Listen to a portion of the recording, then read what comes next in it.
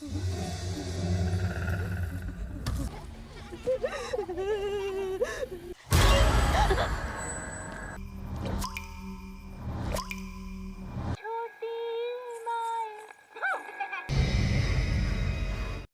মাসের প্রেগনেন্ট একের পর এক মেয়ের সাথে আখ ক্ষেতের মধ্যে এমন কি ঘটতো যাতে তারা নিজেদের পেট চাকু দিয়ে কেটে ফেলতো। আজ সেই রহস্যই উদ্ঘাটন করব।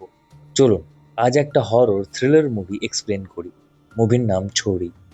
কারোর ভয়ে আখ ক্ষেতের মধ্যে দৌড়াচ্ছে একটা প্রেগনেন্ট মেয়ে। কিছু বাচ্চা ছেলে একটা চাকু তাকে ধরিয়ে দেয়, আর সে আশ্চর্যভাবে তার বিপরীত দিকে তাকিয়ে কিছু একটা দেখতে পায়, যেটা আমরা এখন দেখতে পাই না। আর কাঁদতে কাঁদতে বলে, আমি আমার বাচ্চাকে মারতে চাই না। তবে সে কিছু একটার বশবর্তী হয়ে নিজের পেট কেটে বাচ্চাটিকে হত্যা করে ফেলে। এখন আমরা সাক্ষীকে দেখতে পাই। সাক্ষী একটা এনজিও চালায়, আর এই হচ্ছে সাক্ষীর হাজবেন্ড হেমন্ত, আর তাদের গাড়ির ড্রাইভার কাজলা। সাক্ষী 8 মাসের প্রেগনেন্ট। যখন তারা দুজন মিলে ফুচকা খেতে থাকে, তখন আমরা দেখতে পাই রাস্তার পাশে দুটো লোক একটা গাড়ি নিয়ে তাদের দুজনের দিকে কেমন একটা রেগে রেগে তাকাচ্ছে। সাক্ষী আর হেমন্ত দুজন দুজনকে খুব ভালোবাসে, আর তারা একে অপরের সাথে খুব খুশি। একদিন রাতে ঘুমানোর সময় সাক্ষীর নিচের ঘর থেকে আসা একটা চিৎকারের শব্দে ঘুম ভেঙে যায়, আর নিচে গিয়ে দেখে বেশ কিছু গুন্ডা মিলে তার হাজবেন্ডকে খুব মারধর করছে। গুন্ডাগুলি হেমন্তকে ধমকি দিয়ে বলে, তোমার কাছে মাত্র 24 ঘন্টা সময় আছে। এর মধ্যে যদি চান্দেলের পয়সা না দিতে পারো, তাহলে চান্দেল নিজে এসে তোমার হিসাব নেবে। এই বলে গুন্ডাগুলি সেখান থেকে চলে যায়। হেমন্ত সাক্ষীকে জানায় চান্দেলের কাছ থেকে বিজনেসের জন্য সে টাকা নিয়েছিল, তবে সেই টাকা আরেকজন নিয়ে পালিয়ে গেছে, তাই বিজনেসে লস হয়েছে। ওই জন্যই সেই টাকাটি ওকে ঘুরে দিতে পারছে না। এখন হেমন্ত সাক্ষীকে বলে, এই মুহূর্তে আমাদের এখান থেকে কিছুদিনের জন্য অন্য কোথাও থাকা উচিত। এতে সাক্ষীও রাজি হয়ে যায়। তবে তারা যাবে কোথায়? তখনই তাদের গাড়ির ড্রাইভার বলে, তারা চাইলে তাদের গ্রামে গিয়ে তারই বাড়িতে কিছুদিনের জন্য লুকিয়ে থাকতে পারে। রাস্তা এখান থেকে 300 কিলোমিটার, আর সেই গ্রামে মাত্র 5টি বাড়ি আছে। সেখানে তার স্ত্রী সাক্ষীর দেখাশোনা করবে।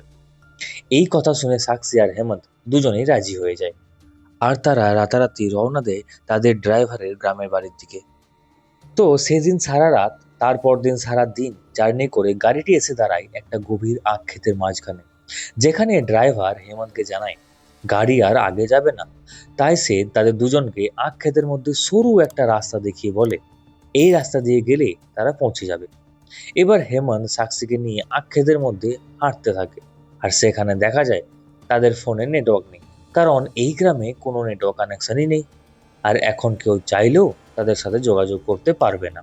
তারা দুজন আখ ক্ষেতের মধ্যে একটা কাকতাড়ুয়ার কাছে গিয়ে পৌঁছায়, যেখানে হেমন্ত সাক্ষীকে বলে, তুমি এখানে বসো, আমি দেখে আসছি রাস্তা কোন দিকে। সময় পেরোতেই থাকে, তবে হেমন্তের কোনো পাত্তা নেই। সাক্ষীর বসে বসে সেখানে চোখ লেগে যায়, আর তার যখন ঘুম ভাঙে, দেখে দিন শেষে রাত্রি নেমেছে, কিন্তু হেমন্তের কোনো পাত্তা নেই। তাই সাক্ষী নিজেই আখ ক্ষেতের মধ্যেই একটা রাস্তা ধরে যেতে থাকে। তবে সে হেমন্তকে কোথাও দেখতে না পেয়ে প্রচন্ড ভয় পেয়ে যায়, আর খুঁজতে খুঁজতে পৌঁছে যায় একটা বাড়ির দরজার কাছে, কিন্তু সে সেখানে কাউকে দেখতে পায় না, আর ছুটে যায় অন্ধকার দিকে।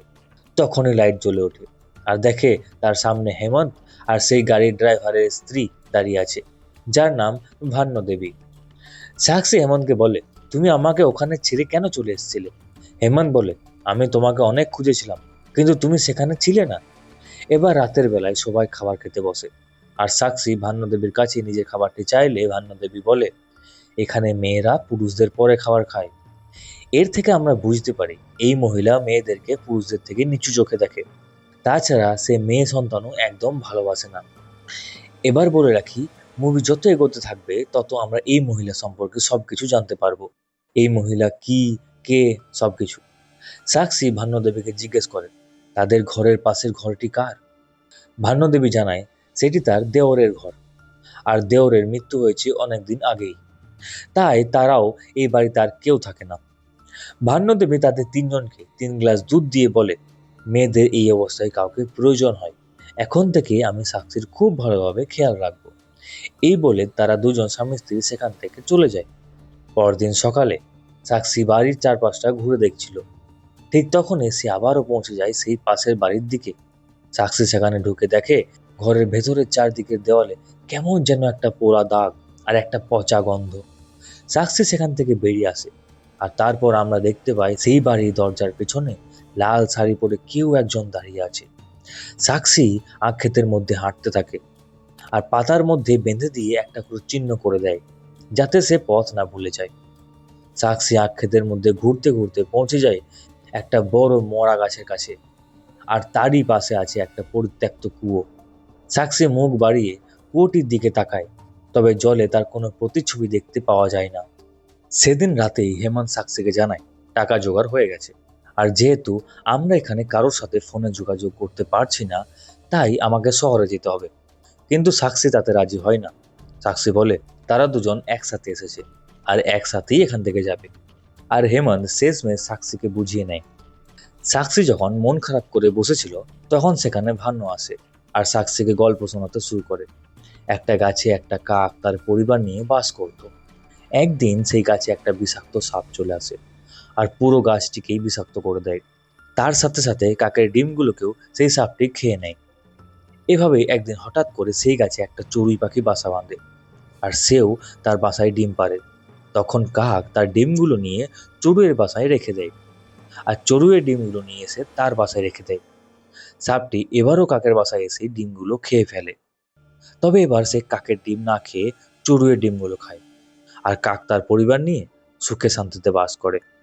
এই কাহিনী বলে ভান্নু একটু ইমোশনাল হয়ে যায়, তার সাথে সাথে সাক্ষীও ইমোশনাল হয়ে যায়। এবার ভান্নু সাক্ষীকে তাদের মতো সাজাতে থাকে, তার মাথায় তেল দিয়ে দেয়। সাক্ষী ভান্নর সমস্ত কাজে হেল্প করে, আর সাক্ষী এত আদর যত্ন পেয়ে খুব ভালো লাগে। তাই সে ভান্নকে বলে, আজ অনেক দিন পর আমি আমার মায়ের ভালোবাসা পেলাম। এসব কথা শুনে ভান্নও খুব খুশি হয়ে যায়। এবার কথা শেষ করে ভান্নু চলে যায় নিজের বাড়িতে। সাক্ষীও নিজের ঘরের দিকে যেতে থাকে। তখন আমরা একটা বাচ্চা ছেলেকে দেখতে পাই, তবে সেই বাচ্চা ছেলেটি উঁকি দিয়ে সেখান থেকে চলে যায়। এটি কিন্তু সাক্ষী দেখতে পায় না। সকালবেলায় ঘুম থেকে উঠে সাক্ষী দেখে তার পাশের বিছানাটি ফাঁকা, মানে হেমন্ত তাকে কিছু না বলেই সকাল সকাল সেখান থেকে চলে গিয়েছে। সাক্ষী জানলা দিয়ে তাদের পাঁচিলের ওই পাশে দেখতে পায় কেউ একজন কাটার দিয়ে কিছু কাটছে। তখন সে তার কাছে গিয়ে দেখে সেখানে একটা মেয়ে আপন মনে কাঠ কাটছে। সাক্ষী লক্ষ্য করে তার পেটে রয়েছে একটা কাটা দাগ। তখনই সেখানে ভান্নু চলে আসে, আর সেই মেয়েটিকে বলে, তুই এত আওয়াজ কেন করছিস, এখান থেকে যা। তবে মেয়েটি কোনো কথার উত্তর দেয় না। ভান্নু সাক্ষীকে এই মেয়েটার ব্যাপারে বলতে শুরু করে। সে বলে, ওই মেয়েটার নাম রানী, আর আমার ছেলের নাম রাজবীর। রানী হচ্ছে আমার ছেলের বউ, মানে আমাদের বৌমা।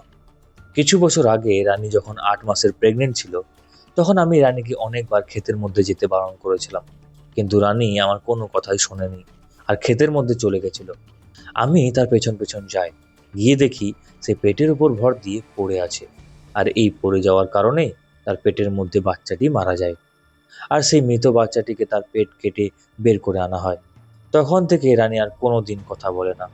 সাক্ষী জিজ্ঞেস করে, আর আপনার ছেলে, সে কোথায়? ভান্নু বলে, এই ঘটনার পর আমার ছেলে অনেক দুঃখ পেয়েছে, তাই সে গ্রাম ছেড়ে শহরে চলে গেছে, আর এখন সেখানে বসবাস করছে। ভান্নর এইসব কথা শুনে সাক্ষী খুব ইমোশনাল হয়ে যায়। তাই ভান্নকে সে সান্ত্বনা দিয়ে তার পেটে ভান্নর হাতটি রেখে বলে, আপনি চিন্তা করবেন না, আজ থেকে আমার বাচ্চাকে নিজের বাচ্চাই মনে করবেন। এই কথাটা শুনে ভান্নর মুখ চোখে কেমন একটা রহস্যময় হাসি ফুটে ওঠে। সেদিন রাতে ভান্নু রানীকে অন্য বাড়িতে রাখতে যায়, আর সাক্ষীকে বলে যায় সে একটু পরেই আবার ফিরে আসবে। আর যেহেতু হেমন্ত বাড়িতে নেই, তাই সে তার সাথেই থাকবে। সাক্ষী যখন বাইরে হাঁটাচলা করছিল, তখন সে একটা শব্দ শুনতে পায়, আর বাইরে গিয়ে দেখে সেখানে কেউ নেই। তখন সাক্ষী সেখান থেকে ফিরে আসে। তখন আবারও সেই শব্দটি আসে, আর সাক্ষী পেছন ফিরে দেখে সেখানে একটা অদ্ভুত দেখতে বাচ্চা ছেলে দাঁড়িয়ে আছে। ঠিক তখনই সাক্ষী দেখে আওয়াজটা তার বাড়ির সামনে থেকে আসছে। তখন সাক্ষী আস্তে আস্তে বাড়ির ভেতরে যায়, আর বাড়ির ভেতরে গেলেই সেখান থেকে একটা ছেলে সাক্ষীকে ভয় খাইয়ে দিয়ে পালিয়ে যায়। আর চারিদিক থেকে সেই শব্দ আবারও আসতে থাকে। সাক্ষী বাইরে এসে দেখে তার বাড়ির পেছন দিকে 3টি ছেলে দাঁড়িয়ে আছে। তখন সাক্ষী মন্ত্রমুগ্ধের মতো সেই ছেলেগুলির পেছন পেছন যেতে থাকে। হঠাৎ করে সেখানে ভান্নু চলে আসে, আর সাক্ষীকে সেখান থেকে জোর করে নিয়ে চলে আসে এবং বলে, আর কখনো ওই ছেলেগুলোর কাছে তুই যাবি না। কিন্তু সাক্ষী বলে, সে আবারও ছেলেগুলোর কাছে যাবে, কারণ সাক্ষী বাচ্চা ছেলে খুব ভালোবাসে। তখন ভান্ন সাক্ষীকে একটু জোর গলায় বলে, আমি যখন বলছি ওই বাচ্চাগুলোর থেকে দূরে থাকবি, তখন দূরে থাকবি। তখন সাক্ষীও রেগে গিয়ে বলে, বাচ্চাগুলি এলে আমি আবারও তাদের কাছে যাব আর ওদের সাথে খেলবো। এবার ভান্ন রেগে গিয়ে বলে, তুই কি আমার কোনো কথা শুনবি না? রানীর অবস্থা তো নিজের চোখে দেখলি, তারপরও কেন আমার কথা শুনতে চাইছিস না? সাক্ষী আর কোনো কথা না বলে তার নিজের বিছানায় গিয়ে শুয়ে পড়ে। মাঝরাতে যখন সাক্ষীর ঘুম ভাঙে, তখন সে দেখে ভান্ন না ঘুমিয়ে তার বিছানার পাশে এক কোণে বসে কেমন একটা নজরে তাকে দেখছে। সাক্ষী এটা আচমকা দেখে খুব ভয় পেয়ে যায়। সে জিজ্ঞেস করে, আপনি এখনো ঘুমাননি কেন? তখন ভান্ন জানায় তার ঘুম আসছে না। সকালবেলায় যখন সাক্ষী নিজেকে আয়নায় দেখছিল, তখন দেখতে পায় রানী তার দিকে এক দৃষ্টিতে তাকিয়ে আছে। এটা দেখে সাক্ষী রানীর কাছে যেতে থাকে। রানীর মুখ দেখে মনে হচ্ছিল রানী সাক্ষীকে কোনো এক গভীর রহস্যের কথা জানাতে চায়। তখনই সেখানে ভান্ন চলে আসে, আর রানী তাকে দেখে ভয় পেয়ে সেখান থেকে সরে যায়। সাক্ষী ঘরে এসে আবারও সেই 3টে বাচ্চা ছেলেকে দেখতে পায়। তখন সে আবারও তাদের পিছু পিছু যেতে থাকে আর গিয়ে পৌঁছায় সেই বাড়িটিতে। সাক্ষী দেখে সেখানে একটা পুরনো রেডিও নামানো আছে, আর সেটাতে কোনো মেয়েলি কণ্ঠে একটা গান বেজে চলেছে, বাচ্চাদেরকে ঘুম পাড়ানোর গান। সাক্ষী রেডিওটি হাতে তুলে নিয়ে সেই ঘরের ভেতরে ঢুকে যায়। যখন সাক্ষী পেছন ফিরে দাঁড়িয়েছিল, তখন দেখা যায় একটা কালো রঙের পোড়া হাত তার দিকে এগিয়ে আসছে। তবে সাক্ষী সেটা দেখতে পায় না আর সেখান থেকে বেরিয়ে যায়। তখন আমরা দেখতে পাই সেই লাল রঙের কাপড় পরা মহিলার সাথে 3টি বাচ্চা ছেলেও দাঁড়িয়ে আছে। ঠিক তখনই সেখানে ভান্ন চলে আসে। এসে রেগে সাক্ষীকে বলে, আমি তো তোকে বারণ করেছিলাম ওই বাচ্চাগুলোর পেছনে না যেতে, তুই আবারও গেছিলিস। আর তার হাত থেকে রেডিওটি কেড়ে নিয়ে ছুঁড়ে ফেলে দেয় ক্ষেতের মধ্যে, আর বলে, যা বলবো তোর ভালোর জন্যই বলবো। এবার সাক্ষীও রেগে গিয়ে বলে, আপনি আমার অনেক ভালো করেছেন, দয়া করে আর ভালো করতে আসবেন না। আপনি এটা নন যেটি আপনি দেখাচ্ছেন, আপনি তো সেটাই যেটা আপনি রানীর সামনে। তখন ভান্ন বলে, তোর স্বামীর তো ছেলে সন্তান চাই, আর তোর পেটে মেয়ে সন্তান আছে। এটা যখন তোর স্বামী জানতে পারবে তখন খুব কষ্ট পাবে। সাক্ষী বলে, আপনি তাহলে হেমন্তকে ঠিকভাবে চেনেন না, ও এরকম একদমই না, আর আমাদের জগৎটাও আপনাদের মতো মিথ্যা নয়। ভান্ন তখন একটু রহস্যময়ভাবে বলে, আমাদের নয়, তোর দুনিয়াটাই মিথ্যে দিয়ে তৈরি, একটু চোখ খুলে চারিপাশটা তাকিয়ে দেখ। সাক্ষী তখন রেগে গিয়ে সেখান থেকে চলে যায় আর গিয়ে সমস্ত ঘরের দরজা লাগিয়ে দেয়। সন্ধ্যাবেলায় হেমন্তের গলার শব্দে সাক্ষীর ঘুম ভাঙে, আর সাক্ষী বাইরে গিয়ে হেমন্তকে জড়িয়ে ধরে। যেহেতু রাত হয়ে গেছে, তাই ভান্ন সেখান থেকে চলে যায়। সাক্ষী হেমন্তকে বলে, এখানে কোনো কিছুই ঠিক নেই, আর ওই মহিলা একদমই সুবিধার নয়। সে সারাক্ষণ আমার উপর নজর রাখে, আর তার বৌমা রানীর বাচ্চা হচ্ছে না, তাই হয়তো আমাদের বাচ্চাটার ওপর নজর দিয়েছে। সাক্ষী জেদ ধরে বসে, সে এখানে আর কিছুতেই থাকবে না। সে এখনই রাতের বেলাতেই এখান থেকে চলে যেতে চায়। হেমন্ত সাক্ষীকে বুঝিয়ে বলে, ঠিক আছে, আমরা এক্ষুনি এখান থেকে চলে যাব। তাই তারা ব্যাগ নিয়ে তখনই সেই বাড়ি থেকে বেরিয়ে পড়ে। কিন্তু তারা যেই বাড়ি থেকে বের হতে যাবে, তখনই হেমন্তের মাথায় কেউ একজন লাঠির বাড়ি মারে। আর যে লাঠির বাড়ি মারে সে আর কেউ না, সে হচ্ছে তাদের ড্রাইভার কাজলা। আর তখনই ভান্ন এসে সাক্ষীর মুখে রুমাল চেপে ধরে, সাথে সাথে সাক্ষীও অজ্ঞান হয়ে যায়। এরপর শুরু হয় কাহিনীর আসল ভয়ানক খেলা। এবার হবে সমস্ত রহস্যের পর্দাফাঁস। দেখা যায় গভীর আখ ক্ষেতের মধ্যে ভান্ন আর তার স্বামী কাজলা সাক্ষীকে সাজিয়ে গুছিয়ে কিছু একটা তন্ত্রক্রিয়া শুরু করেছে। সাক্ষী তখনও অর্ধ অজ্ঞান অবস্থায়, আর একপাশে রক্তাক্ত অবস্থায় পড়ে রয়েছে হেমন্ত। সাক্ষীকে কিছু মন্ত্রপুত ছাই মাখিয়ে দেওয়া হচ্ছিল। এরপর দেখা যায় ভান্ন সাক্ষীকে তার খাটের মধ্যে দড়ি দিয়ে বেঁধে দেয়। সাক্ষীর তখনও ভালো করে জ্ঞান ফেরেনি। এবার ভান্ন সাক্ষীকে আসল কাহিনী বলতে শুরু করে। ভান্ন বলে, অনেক বছর আগে আমার দেওর যোগেশ্বরের বিয়ে দিয়েছিলাম সুনয়নী নামে একটা মেয়ের সাথে। তবে মেয়েটি একটি ডাইনি ছিল। ওর পা আমাদের বাড়িতে পড়া মাত্রই আমার বাড়ির সুখ শান্তি নষ্ট হয়ে যায়। আমার চারটা ছেলে সন্তান ছিল, তাদের মধ্যে সব থেকে বড় ছিল রাজবীর, আর বাকি 3টি ছিল ছোট্ট ছোট্ট। সুনয়নী আমার 3টি ছোট্ট ছেলেকে বশ করে নিয়েছিল, আর আমার বিরুদ্ধে আমার বাচ্চাদের কানে বিষ ঢালতো। তাছাড়া বাচ্চারা সারাদিন ওর সাথেই থাকতো। আমি এত চেষ্টা করেও আমার ছেলেদেরকে আমার কাছে আনতে পারিনি, কিন্তু একদিন সুনয়নীও সন্তান সম্ভবা হয়। আর ভাবলাম হয়তো এবার সুনয়নী আমার ছেলেগুলোকে ছেড়ে দেবে, কিন্তু ওই ডাইনিটা আমাদের ছেলেদের পিছু ছাড়লো না। যখন জল মাথার ওপর দিয়ে যেতে শুরু করলো, তখন একদিন আমি আমার দেওরকে সবকিছু জানালাম। আমার দেওরও সুনয়নীকে খুব বোঝালো, কিন্তু ওই মেয়ে তো বুঝবার নয়।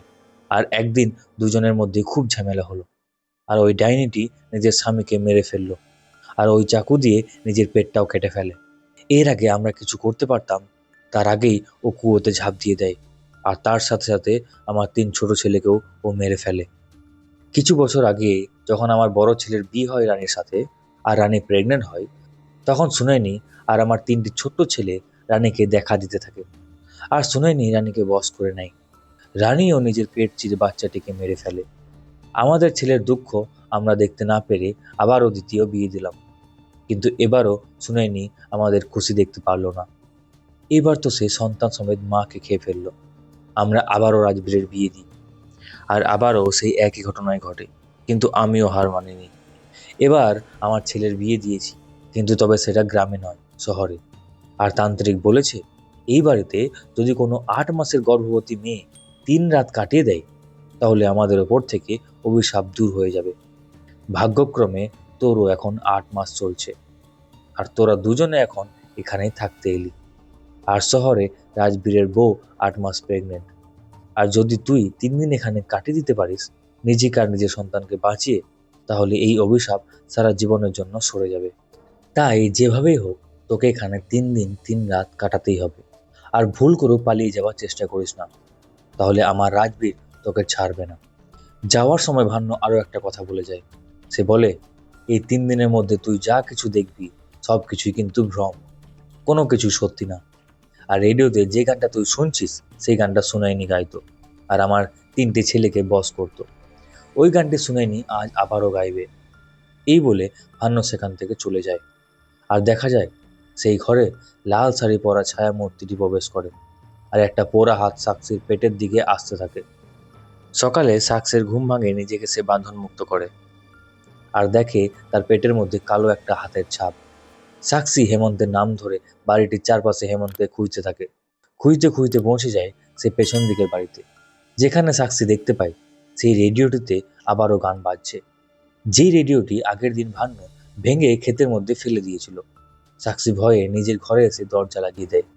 তখনই দেখতে পায় সেখানে সেই 3টি বাচ্চা দাঁড়িয়ে আছে। তার মধ্যে একটা বাচ্চা বলে, তোমার পেটের মধ্যে কি ছোট্ট মেয়ে আছে? আমরা কখনোই মেয়ে বাচ্চা দেখিনি। একটা ছেলে বলে, ওরা তো একেও নিয়ে যাবে, কিন্তু তুমি ভয় পেও না, আমরা তোমার সাথে আছি। তখন আরো একটা ছোট্ট ছেলে বলে, দেখো আমাদের ছোট মা চলে এসেছে, আমরা আমাদের ছোট মায়ের সাথে খেলা করব। এই বলে 3টি ছেলে সেই ঘর থেকে হুশ করে গায়েব হয়ে যায়।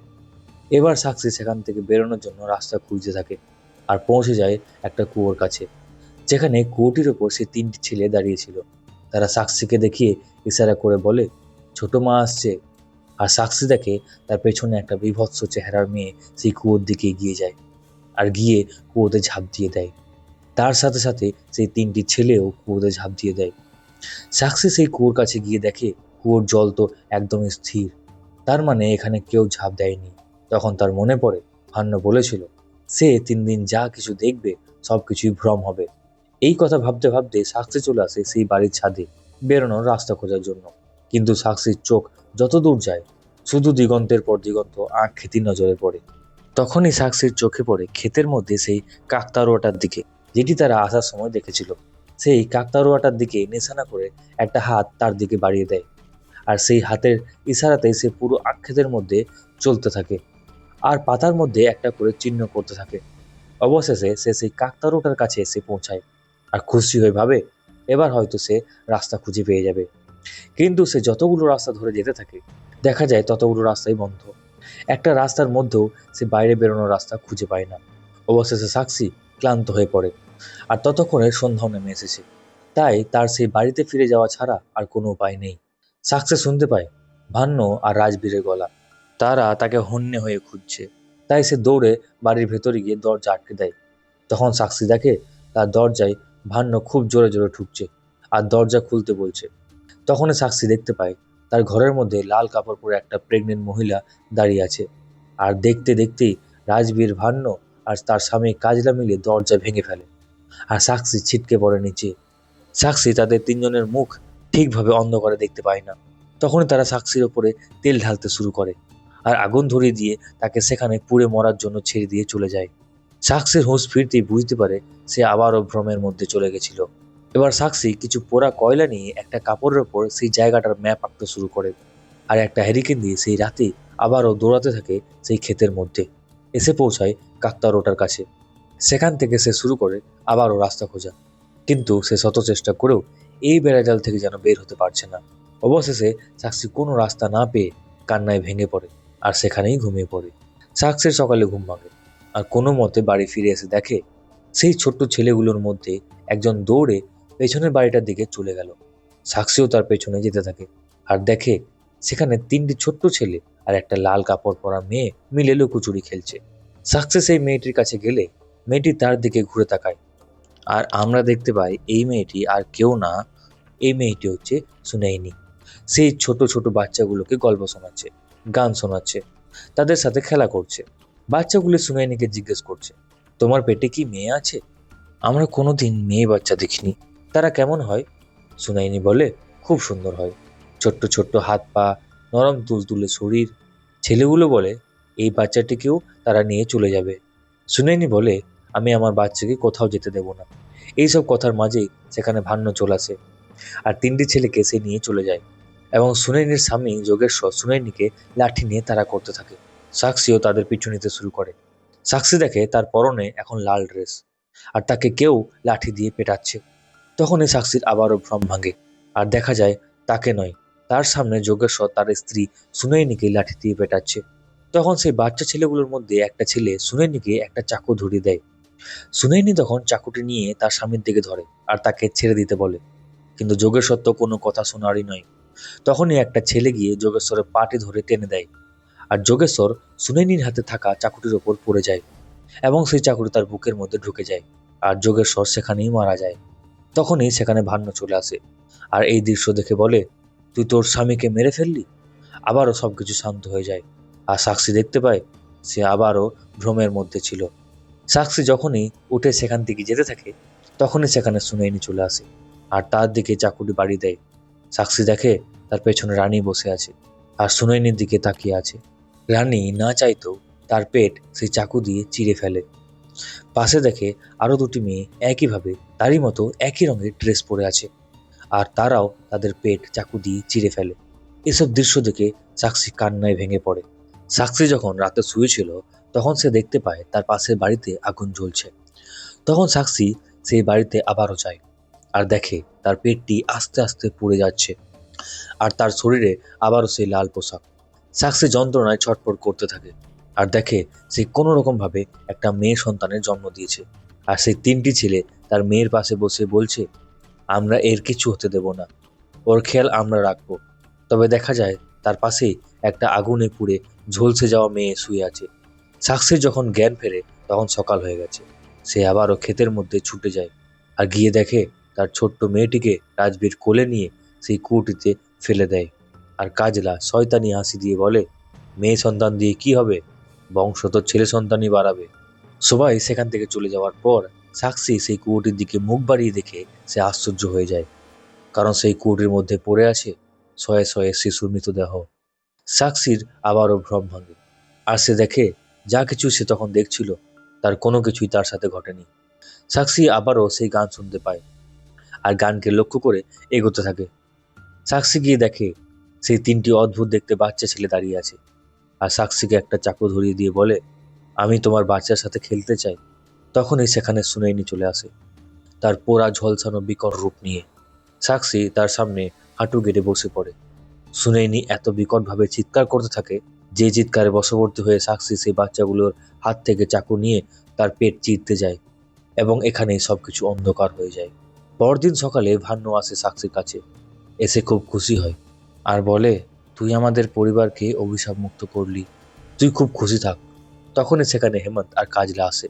হেমন্ত সাক্ষীকে সেখান থেকে নিয়ে যেতে চায়, কিন্তু সাক্ষী বলে, না, আমি ততক্ষণ এখান থেকে যাব না যতক্ষণ না এই কাহিনীর সকল মুখোশধারী মানুষদের আমি মুখোশ টেনে খুলে ফেলবো। আপনাদের সুনাইনির জীবনের শেষ 3 দিনে ঘটে যাওয়ার কাহিনী শোনাবো। কাহিনী আগের দিন রাতে দেখা যায়। সাক্ষী সুনাইনিকে বারবার রিকোয়েস্ট করে আর বলে, এই কাহিনীটা আবার ঘুরিয়ে এনো না, আমাকে একটা সুযোগ দাও। আমি এই 3 দিনে তোমার কষ্ট দুঃখ সবকিছু দেখে নিয়েছি। কিন্তু সুনাইনি কোনো মতেই রাজি হচ্ছিল না। তখন সাকসেস সুনয়নীকে বলে, আমি একজন মা হয়ে তোমাকে কথা দিচ্ছি, তোমার সাথে যারা অন্যায় করেছে তাদের শাস্তি আমি দেবই। এইভাবে সুনয়নীর হাত থেকে সাক্ষী রক্ষা পায়। সাক্ষী আরো বলে, সুনয়নীর 8 মাসে আপনারা সবাই মিলে সুনয়নীকে জ্যান্ত পুড়িয়ে মারতে চেয়েছিলেন। সুনয়নী পোড়া অবস্থাতেই একটা কন্যা সন্তানের জন্ম দেয়। সে যন্ত্রণায় ছটফট করতে থাকে, কিন্তু তাকে আপনারা কেউ সাহায্য করেননি, শুধুমাত্র আপনার 3টি ছোট্ট ছোট্ট ছেলে ছাড়া। আর যেহেতু সে কন্যা সন্তানের জন্ম দিয়েছিল, তাই আপনার ছেলে রাজবীর সেই বাচ্চাটিকে কুয়োর মধ্যে ফেলে দিয়েছিল। এই দুঃখে সুনয়নীও সেই কুয়োতে ঝাঁপ দেয়, আর তাদের বাঁচানোর জন্যই আপনার 3টি ছেলেও ঝাঁপ দেয়। আর এইভাবেই তারা মারা যায়। সাক্ষী বলে, আমি এই 3 দিনে ভ্রমের মধ্যে সবকিছু দেখে নিয়েছি। ভান্য তখন বলে, ওই চুড়েলের ছায়া হয়তো এই মেয়েটার ওপর পড়ে গেছে। আর বলে, রাজবীরের 3টি স্ত্রীকে মা হওয়ার যোগ্যই রাখেনি সেই ডাইনি, এক এক জনাকে মেরে ফেলেছে। তখন সাক্ষী বলে, সুনয়নী তার কাহিনী সবাইকে বোঝাতে চেয়েছে, কিন্তু তার কথা কেউ শোনেনি বলেই রাজবীরের স্ত্রীদের সুনয়নী না, আপনার ছেলে রাজবীর কুপিয়ে কুপিয়ে হত্যা করেছে, যাতে তারা বাইরে গিয়ে আপনাদের ব্যাপারে সবাইকে সবকিছু বলে না দেয়। আর রানীকে আপনারা ছেড়ে দিয়েছিলেন, কারণ ওই ঘটনার পর রানী এমনিতেই নিজের মুখ বন্ধ করে নিয়েছিল। কাজলা রেগে গিয়ে সাক্ষীকে বলে, তুই মেয়ের মতো থাক, বেশি কথা বলিস না, না ছাড়া আমরা তোকেও ছাড়বো না। ভান্য বলে, তুই অনেক কথা বলে নিয়েছিস ছড়ি, এবার তো তোকে। তখন সাক্ষী বলে, তাছাড়া কি করবেন, আপনার ছেলে রাজবীরকে বলে আমাকেও খুন করাবেন? এই বলে সাক্ষী হেমন্তের দিকে তাকিয়ে জিজ্ঞাসা করে, তাই নাকি রাজবীর? এখানেই হেমন্তের আসল পর্দা ফাঁস হয়। আসলে 3 দিন ভ্রমের মধ্যে সাক্ষী আসল রাজবীর কে সেটা দেখে নিয়েছে। সে আর কেউ ছিল না, সে ছিল তারই হাজব্যান্ড হেমন্ত। আর রাজবীরের শহরে যার সাথে বিয়ের কথা বলা হয়েছিল সে হচ্ছে সাক্ষী। আর হেমন্ত প্ল্যান করে সাক্ষীকে এখানে নিয়ে আসে তাদের বাড়ির অভিশাপ কাটানোর জন্য। সাক্ষী বলে, বলেছিলাম না এই কাহিনীর সমস্ত মুখোশধারী মানুষের মুখোশ টেনে খুলে ফেলবো। এবার রাজবীর দেখে তার পরিচয় ফাঁস হয়ে গেছে, তাই সে সাক্ষীকে মারতে যায়। তখন সাক্ষী তার হাতে থাকা চাকু দিয়ে নিজের আত্মরক্ষা করে, আর রাজবীরকে বলে, এইবার এই ছুরি তার নিজের বাচ্চাকে জন্ম দেবেই, এবং তার উপর রাজবীরের কালো ছায়াও পড়তে দেবে না। এই বলে সাক্ষী কোনো কিছু না ভেবে নির্ভয়ে সেখান থেকে বেরিয়ে যেতে থাকে, আর তার হাতে ছুরিটি নিচে ফেলে দেয়। রাজবীর সেই ছুরিটি কুড়িয়ে নিয়ে সাক্ষীকে মারার জন্য তার পেছনে যেতে থাকে, কিন্তু তার আগে রানী সেখানে চলে আসে আর রাজবীরকে মারতে শুরু করে। সব শেষে দেখা যায়, সাক্ষী যখন রাস্তা খুঁজতে খুঁজতে গভীর ক্ষেতের মধ্যে ঢুকে পড়ে, তখন সেই 3টি বাচ্চা ছেলে সাক্ষীকে বাইরে যাওয়ার রাস্তা দেখিয়ে দেয়, আর সাক্ষী রানীকে সাথে নিয়ে সেখান থেকে বেরিয়ে চলে যায়। আর কাহিনী এখানেই শেষ। আমার একটাই অনুরোধ, মুভিটি যদি ভালো লেগে থাকে তাহলে ভিডিওটি শেয়ার করে দেবেন। আপনাদের সাপোর্ট আমাকে অনুপ্রাণিত করবে আরও ভালো মুভির এক্সপ্লেনেশন নিয়ে আসার জন্য। আর চ্যানেলটিকে সাবস্ক্রাইব করে বেল আইকনটি প্রেস করে রাখুন, যাতে নোটিফিকেশন সবার আগে আপনার কাছে পৌঁছে যায়। আবারও খুব তাড়াতাড়ি ফিরছি নতুন একটা কাহিনী নিয়ে।